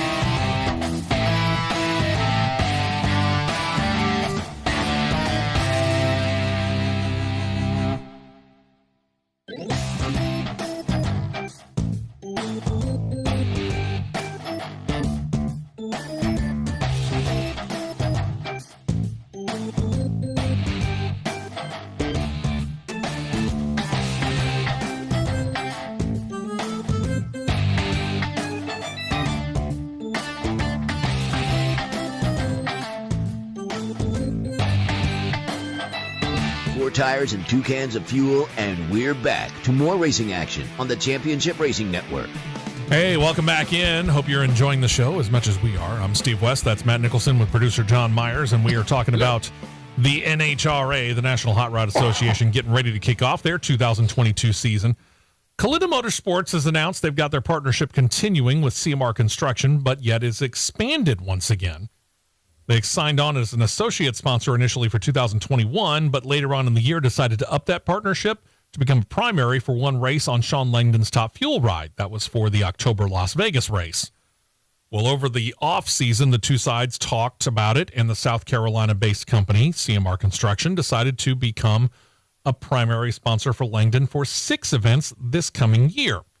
Those events are announced as Gainesville, Charlotte, Bristol, Sonoma, Brainerd, and Dallas. The partnership also extends to Doug Kalitta's own Top Fuel ride and the company's funny car driven by J.R. Todd, where they're going to be associate sponsors all year long. This is a team that needs to find themselves, and they state that they do mean business for 2022. They want to get out of the shadows of John Schumacher and John Force Racing, which have pretty much dominated Top Fuel racing over the last couple of years. Kalitta Motorsports has bought 3 champion crew chiefs aboard for 2022. Not just 1, 3. Alan Johnson and Brian Hewson are set to work with the incumbent crew chief Ronnie Thompson on Doug Kalitta's Top Fuel ride. Jason McCullough joins incumbent Kurt Elliott working on the Top Fuel ride for Sean Langdon. They really want to upset what's been going on up there. Mm-hmm. Meantime, the funny car entry, no change there for J.R. Todd. He continues in 2022 with his co-crew chiefs Todd Smith and Jim Oberhofer. They've been working pretty well together. They haven't won a title yet, but they've been working pretty well together. Now, for those of you that are fairly new to CRN, we will cover the 4 divisions of the Camping World Drag Racing Series. That's the top level of the NHRA. We'll cover it all year long. Their Top Fuel, Funny Car, Pro Stock Motorcycle. But we're actually not going to stop there. We have opted in the past to choose one other one, most notably. We're probably going to do the new Factory X, just because it's a curiosity of, hey, you can run what you brung for the most part. It's got to be a fairly stock car. The only changes you can make really are for safety. Mm-hmm. So we'll probably keep an eye on that. We're also going to watch the factory stock Showdown, which we've covered over the last couple of years. This is vehicles that you can buy from your local Chevrolet, Dodge, or Ford dealer, assuming you have the money, to be able to buy a Copo Camaro, Challenger Drag Pack, or Mustang Cobra Jet model. I say assuming you have the money to buy it because each of those will set you back well over $100,000. Mm-hmm. The division was initially title sponsored by samtech.edu, but they dropped out after the 2020 season, being replaced last year by Constant Aviation. That company has re-upped their title sponsorship of the division for 2022. Constant Aviation, well known as a leader in aircraft and engine maintenance. They're going to run the division 8 times this coming year, joining the Camping World Drag Racing Series at all of the events, starting at Gainesville in the Gator Nationals. The final race for them will be the Texas Fall Nationals in Dallas. It's actually quite fascinating, and there's a couple of pretty well-known names, including Leah Pruitt, who tends to run. So we'll keep an eye on it. I'm sorry, Leah Stewart. I'm going to get used to that. Yeah, you got to get used to that one. Yeah, just in case you had forgotten who Leah Pruitt is, she is now married to Tony Stewart. Mrs. Smoke. Yes. That takes us to Formula One. Quite a bit of news here. Kimi Räikkönen has chosen the 2021 Formula One season to be his last. He retired officially at the end of last year after being an active driver in the series for many years. He may be done driving, period. We're not really sure. But that being said, the Finnish driver who was known as the Iceman is once again working in the world of racing. He has been named the team principal of the Kawasaki factory team in Motocross GP. Räikkönen has owned a team in the series that used Kawasaki's, but with his F1 career over, he chose to be much more involved and now, as noted, becomes part of the factory-operated team for Kawasaki. Okay. Good luck to him. We don't cover it, so I'm not going to guarantee you that we're going to tell you how well he does. Boy. What? You looking ahead? Yeah, I'm just looking ahead, but I mean, hopefully he has good luck in this stuff and he continues success. Yeah, but sorry, Kimmy, we don't generally cover your series, so we'll probably not be keeping all that updated on how you do. Nice racing with you. Yes. Leave me alone now. Enjoy it. If you wanted to work for Formula One in any way, shape, or form in 2022, John, you're out because you'd have to get jabbed. The series has let it be known all employees that work in the paddock area will be required to be vaccinated before the season begins, they say without exemption. A spokesperson for the series stated this, quote, Formula One will require all traveling personnel to be fully vaxxed and will not request exemptions. In other words, they'll not take any excuses either. What does this cover? It covers all competitors, all the hospitality staff, all the members of the media. Members of the FIA, the series governing body, employees of the commercial rights holders for Formula One, U.S. Liberty Media. And it also, listen carefully, Megan Thee Stallion and others who are planning to go to Miami or COTA here in the United States later this year. It also means any celebrity guests who might be given passes to walk along pit road before the races must have gotten their vaccinations. Yeah, you won't see me walking down pit road. Well, I might be a celebrity. I'm not getting a shot. Needle phobia. Thank you very much. Yeah. I mean, I'm not a big fan of the mandate when it comes to governments forcing it. Formula One's a private entity. They can do it if they want. True. Doesn't mean I got to like it. Unfortunately, but they can do it if they want. Yeah. So there you go. When Ferrari finally takes the wraps off of their 2022 racer and shows it to the public, they've given it a fairly unique code name within the halls of Maranello, Italy. It'll be called F175. It's not the 75th year of Formula One. It's not the 75th year of Ferrari in Formula One. Now, the F1 part should be obvious, the 75 less so. Again, not even their 75th F1 car. It's close. This will actually be the Italian company's 68th year. The 75 actually honors the company's first road-going car. It was built and sold in March of 1947, 75 years ago as the season gets underway.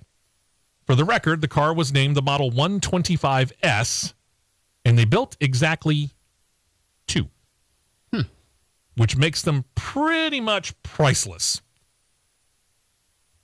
They don't have a specific estimate, again, specific estimate on how much this would be should one of those 2 come up for sale, but they would state that if it should, say, cross the auction block at a Barrett-Jackson, the bidding would probably begin somewhere in the area of... Begin. Keyword, begin.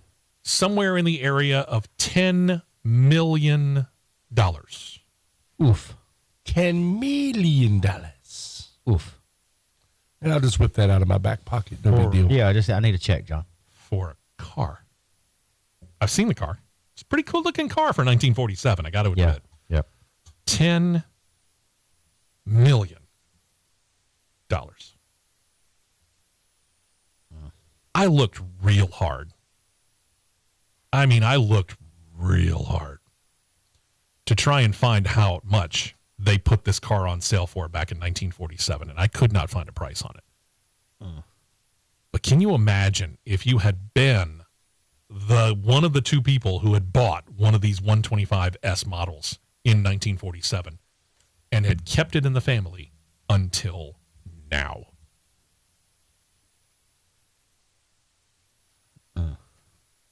I can't fathom that. I'm trying to think of it. It's actually kind of a nice thought now. Wouldn't that have been nice? Moving along. Oh, okay. Sorry. Yeah, that's right. We got a show to do, don't we? Speaking of take the wraps off of racers, Haas F1 actually surprised many when they announced on Wednesday of this week they were going to show off their cars on Friday. Well, sort of. They were going to show them off in computer form. Yeah, buddy. That's classic Haas right there. Uh-huh. Now, that being said, the computer images that they showed the public and the media, very similar paint scheme to 2021. That's really about the only similarity from 2021 to 2022 because the front and rear wings look different, the nose cone's different, the side pods are different, the floor pan is different. So between the paint scheme and drivers Mick Schumacher and Nikita Mazepin, there's 3 things that are the same from last year. That's about it. And with a new look and supposedly the much more improved car, we'll find out. It hasn't been on the track yet.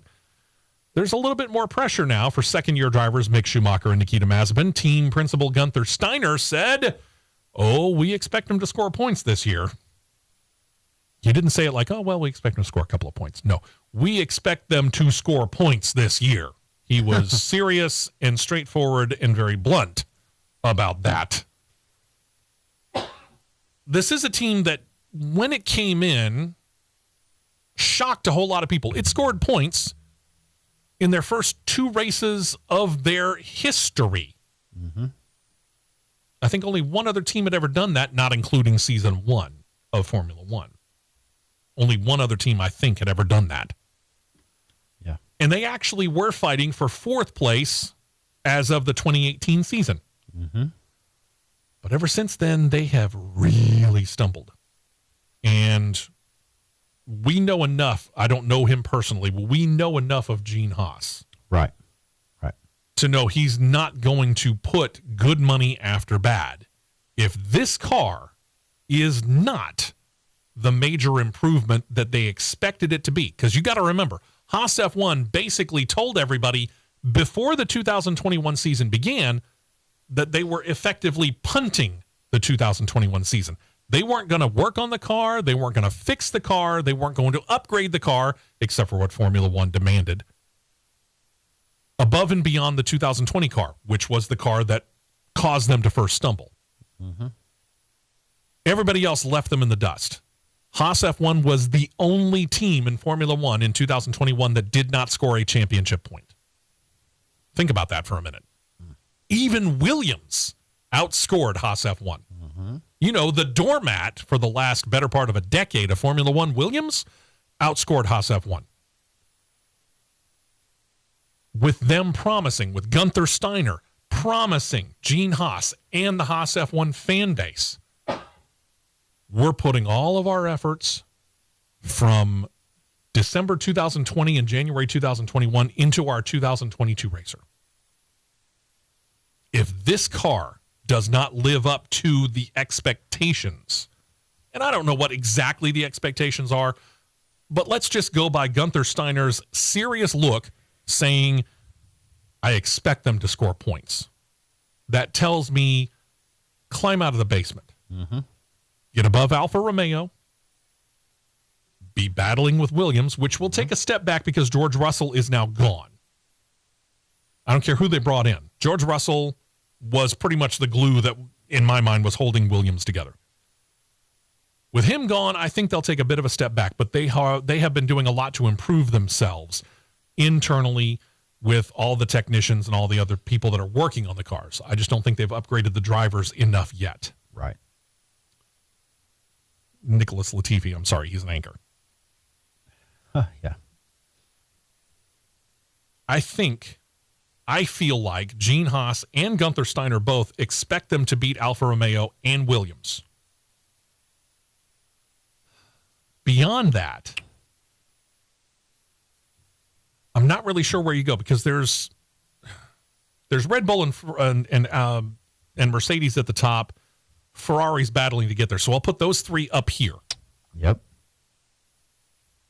So now you've got Alpine, you've got Aston Martin. We'll get back to them. McLaren.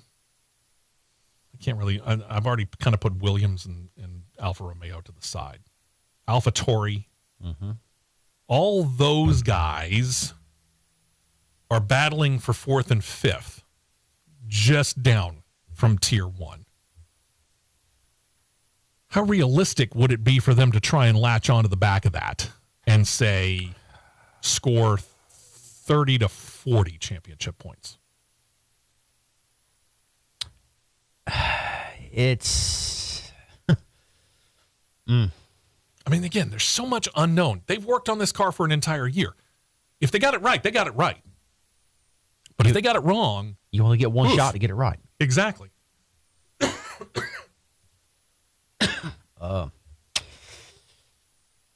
I'll say this right here. If Haas alone does not outscore Alex Albon by himself, you got a problem. That's the other Williams driver. By the way. You shouldn't have a problem outscoring Nicholas Latifi. No. All you need to score is one. Yeah. But if you don't outscore Alex Albon by yourself, Alex Albon by himself, you got a problem. You do. A I big agree. problem. I think 8th is highly realistic. I think 20 to 30 points is not out of the realm of realistic possibility. Anything beyond 30, if I'm Gene Haas and Gunther Steiner, I'm probably dancing up and down the hallways at the headquarters. If they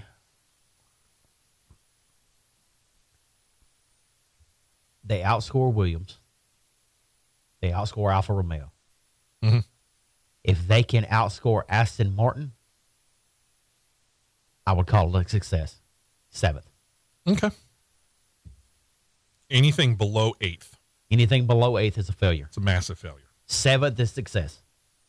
If they are behind, if they're 8th, 9th, or 10th, well, I say 8th.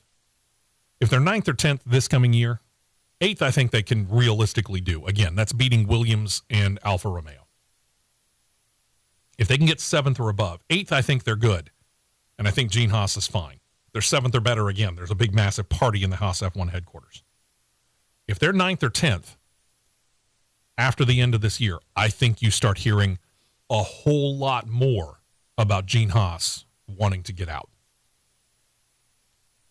Either that or Gene Haas will clean house. I think he'd sell first. I'll be honest with you. I think he'd sell first. I don't know why. I just feel like he might sell first. I don't know. It's hard to say. We'll find out. Over to one of those teams that Haas F1 is looking up at, Alpine. They lost their executive director, Martin Budkowski, last month. We talked about it here on the show. After a short time planning out their next moves, they have made them. Pat Fry now becomes their chief technical officer. He will oversee all major decisions on the tech side of things. His former role as tech director goes to a kid by the name of Matt Harmon. Harmon's in charge of development of chassis and power units, and he will answer to Fry. They state that they've got a fairly lofty goal that they want to match. Haas F1 would like to get out of the cellar. What does Alpine want to do? We'll let you know when we come back. You're listening to CRN. We will be right back with more on the Championship Racing Network.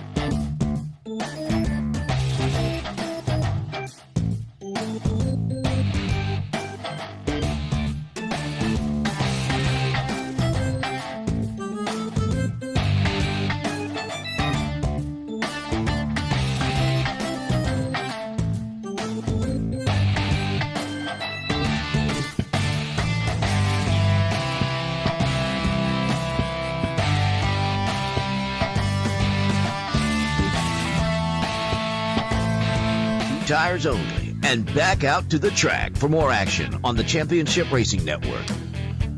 Portions of the show being brought to you by our fine friends over at Ox Foundation Specialists and Michael Hart. And we've got a phone number and an email for you to remember. Phone number is 205-362-6419. The email is mike@oxfoundations.com. You need to remember those. Get a pen, write it down. Absolutely. And we'll mention them again here in just a moment. The reason you need to remember them is because if you, at any point in time, you may have them now, you may have them 6 months, a year, 2 years, 5 years from now. We don't know. But if you have any questions about the foundation of your house, you know, that thing that's probably the most expensive purchase you're ever going to make, the house. If you have any questions about it and its solid foundation or whether it's solid or not, that's the phone call you need to make. 205-362-6419, mike@oxfoundations.com. Go ahead and set up the appointment. Come out. He'll give you, anywhere within the state of Alabama, a free to you, no cost. I can't emphasize that enough. Doesn't cost you a penny. No cost. No obligation. Written foundation assessment. You'll get peace of mind either way because you'll know one way or the other if there's something wrong with the house. If there's nothing wrong with the house, you've got it on paper. He'll shake your hand, he'll wave at you, whatever, and you go on. And that's that. But if there's something wrong, now you know. You've got it in detail, written down, and you've got an estimate as to how much it's going to cost to fix. Now, remember something. You're going to say, well, I need to save up a little bit. Hey, we get that. But at the same time, that problem that Mike has detailed for you is not going to get better. It's only going to get worse, which means it's only going to get more expensive. So find out what the deal is. And then remember this. We'll help you out a little bit because you heard about it right here on CRN. You mention a promo code WEST, W-E-S-T. That quote that he just gave you becomes 15% less. So what are you waiting for? 205-362-6419, mike@oxfoundations.com. Contact Michael Hart. All three of us know him. All three of us can vouch for him. We know that he does good stuff. We know that he's an honest guy. He'll shoot you straight. He'll tell you right. Set up the appointment. Find out now. Don't forget the promo code WEST for the extra 15% off. Tell them about it. You heard about it right here on CRN. It's just that simple. Why would you wait? Hope you got the number. If not, check out our YouTube page. Okay? Check out our YouTube page. It's on a big slate right there, and you can get it from there. Okay? Now, we were talking about Alpine. They've made some major changes with their executive director gone as of January. They've got two people taking his place effectively. Pat Fry becomes their chief technical officer. He oversees all the decisions made on the tech side, with the development of chassis and power units going to a guy by the name of Matt Harmon, who will answer directly to Fry. With these changes, Alpine is saying, we are not going to mess with the back marker. They have a lofty goal to match. The CEO of the parent company, Renault, Alpine is the performance brand under Renault. The CEO of Renault, Luca De Meo, and Alpine's brand boss, Laurent Rossi, have a stated commitment that within 100 races of the Alpine name debuting in Formula One, they want to be competing for championships. Not wins, titles. So by 2026. The brand debuted for the 2021 season, so they're 22 races in already, and this year gives them another 23. So by the end of this year, that's 45 races. So by 2026, they should be at the top by their terms. By their estimation. By their terms. If they're not, we don't know what's going to happen other than Luca De Meo and Laurent Rossi are not going to be happy. Yep. I can't tell you further than that. We'll find out. Yeah. Meantime, a billionaire himself, the guy who bought Aston Martin, yes, the car company, and then also turned around and bought a Formula One team and renamed them after the car company that he bought. They're getting even more financial assistance for the Formula One team. They got a brand new title sponsor. They're second. Aramco comes on board. Aramco is a Saudi Arabian fuel company. They've come on board in a role of title sponsor along with previously announced title sponsor Cognizant. They're an IT company. So now, the official long name of the Aston Martin team, which we're not going to mention every single week, I'm telling you this right now. Sorry, Aramco and Cognizant, but we're just going to call them Aston Martin. But the official team name is Aston Martin Aramco Cognizant, AMAC, AMAC. I was going to say we could just call them AMAC. Might do that. Aston Martin, Aramco, Cognizant, BWT, Shell, Ford, Pirelli, Lawrence Stroll. I mean, sure. Yeah, sure. That's what I was just saying. Sounding like some NASCAR drivers at the end of the race. Right. Yeah. I'm telling you. Let's just name it all while we're at it. Sure, we'll just put them all on there. It'll be all right. As for the Formula One race undercard, obviously got Formula 2, Formula 3. Then there's this W Series. And we don't talk a whole lot about it, but we mention this because this created a stir a couple of years ago when they first started talking about it. And then you and I went out to a press conference, which was held in the media center at Talladega. It was actually it was when was it not during a rain delay that we went down there? Might have been. It was on a Saturday we went down there. Yeah, either way. We went into the media center. Well-noted female driver in the United States of America, Lynn St. James. Yeah, she was there. She was taking a lot of questions, and I don't remember who brought it up. But somebody talked about all-female series. Yeah. And I got to admit, I kind of thought she would be up for it. I'll say that ahead of time. I'll say that right now, well after the fact. I kind of thought she would be up for it. I thought she would be in support of it. Anyway, basically, to get women into the racing field. Who was I wrong? It was in, what, 2018? 2018, if I remember. Yeah, it was 18, yeah. Yeah. She ripped it. She ripped the idea of the W Series apart at the seams and she ripped it into more pieces than a shredder would. Yeah, that's an understatement. Shocked me to no end. But the most vivid thing I remember from the whole thing, because me, you, and Russell was standing at the back of the room listening. Yes. All I remember was Russell said, "Dear God." That's all he said. That's it. I turned around, cut my eyes, looked, and he was going. I think he was as shocked as we were that she was this much against it. She unloaded. She did. She went off. She didn't hold anything back. She fired both barrels loaded with buckshot. I mean, came out firing. She came out with an M1 Abrams tank firing rapid fire. Better yet. It became an interesting thing to us because we were wondering whether this was going to be a success. And what exactly did the FIA, who's the parent company, obviously, over not only Formula One, but the W Series, what they thought of it. Yeah. And it opened up our eyes when they equated, the FIA themselves, equated this W Series, this series that is supposed to bring women in from all around the world, trying to get them into single-seater racing. Okay? They equated it with Formula 3. Seems a little low. Maybe it should have set the bar a little higher. I don't know. But anyway, for 8 races this coming year, Formula One will have the W Series along with them.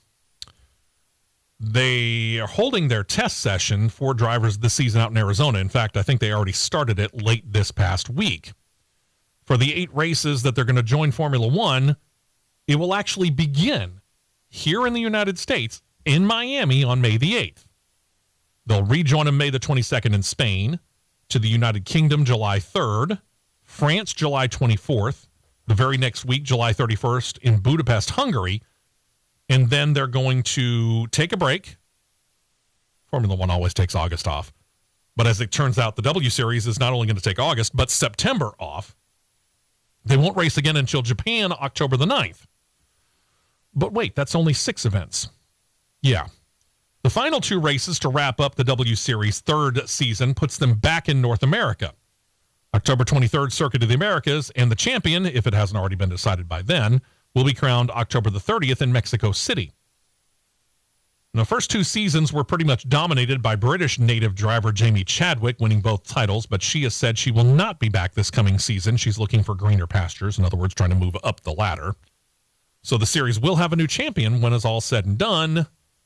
Who, we don't know because we haven't seen the breakdown on the drivers yet. They have not been decided. We're figuring 18 to 22 drivers in all likelihood from females all around the world. We've had a couple of Americans compete in year one. I think we had one in year two. Shea Holbrook. Yeah, that's the only one competed in both seasons, Shea Holbrook. Will we have more than one in season 3? We don't know. Again, we'll kind of keep an eye on it and find out. Yeah, the FIA looks at the W Series enough to where they equate you with the same super license points that you get for winning a cup title. Yeah. They don't think that much of it. No. Might be another reason why Lynn St. James kind of torpedoed it. Pretty much. With a nuclear bomb. To Formula E, that other curiosity. We know that McLaren has their hands in a couple of forms of racing, most notably for us, Formula One and IndyCar, but they also have this Extreme E, which apparently is all electric cars going off-road. Whatever. Under the leadership of CEO Zach Brown, McLaren's looking to expand out a bit more. They're considering joining one of 2 other series, and they're trying to decide whether that other series that they're going to join is going to be Formula E or the World Endurance Challenge series. They don't know which one fits them better. Brown recently said, however, that neither he nor the organization as a whole have committed to either. Zach Brown, not to be confused with the country singer, said this, quote, both are series we'd like to do, but as you guys have heard me bang on about, he's British, what do you want? It has to not detract from our other racing, and we have taken on some more, and it has to be commercially viable, too. Our economics now are very strong from where we started, but I've got to make sure that we stay on that trajectory. Brown didn't give an exact timetable. He expects to make a decision sometime summer. I would say probably around the August Formula One break. We might hear some details about where their decision might be. Mm-hmm. Knowing that McLaren is a road car company that has gone racing, as opposed to Ferrari, which was a racing company that went to road cars. Right. They've got a couple of very, very sporty entries that would probably slide into some divisions in the World Endurance Challenge Series. Probably. Very possible. If I'm making a bet now, yeah, could change within the next 6 months or so. Because, again, I'm predicting August is when they're going to make this decision and make it public. Sure. If I'm guessing now, 6 months ahead of when I predict that they're going to make the announcement official, I'm going to say the WEC. I could see that. Even though it's not quite as high profile, in other words, it doesn't travel the world like Formula E does. Right. They don't have anything to equate it to. They have IndyCar, they have Formula One, but really, you know, the only thing that's the same is that they're both single-seater open-wheel racers. Mm-hmm. Otherwise, it's an entirely different set. Right. And you've got to build your program up from the beginning, from nothing. Yeah. Whereas if you join a specific part of the WEC, you start off and you pretty much already got what you need. And if you want to build up in division, you can see how successful you are in the lower divisions and then work your way up. Yeah. Again, that's a guess on my part. I don't know how it'll come about. We'll find out later on in the year. But I think it is interesting because for a while there, McLaren was talking about the fact that they were really starting to hemorrhage money. Right. Apparently that's changed. Congratulations. Way to go, Zach Brown, if that's true. Yeah, no doubt. All right.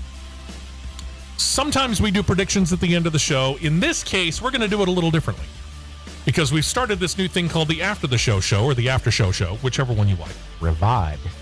Yes, we're bringing it back. It's been dormant for a few years. We're bringing it back. It's for our YouTube watchers only, really, although we'll share it to our personal social media pages if you happen to be friends of any of us. And it's there that we're going to do our predictions. Which I got news for you. We're talking Busch Clash at a very green track, and I use the track loosely. I use the term track very loosely. I really don't know where I'm going to go with this, but we're going to give it our best shot with the After the Show coming up here in just a couple of moments. So those of you watching us on YouTube, stay close. Those of you that have been listening to us on the radio, head to YouTube. That's right, head to YouTube. CRN Live. That's right, CRN, YouTube. Put in Championship Racing Network. You can hit the subscribe button. It's free. It don't cost you nothing if you haven't already subscribed. You get notifications when new videos pop up, which will happen from time to time. Hope you all join us over there If not, enjoy the rest of your Saturday. Enjoy the weekend. Enjoy the racing. We'll be back again next Saturday morning, 8 a.m. to 10 a.m. Central Time for The Champion.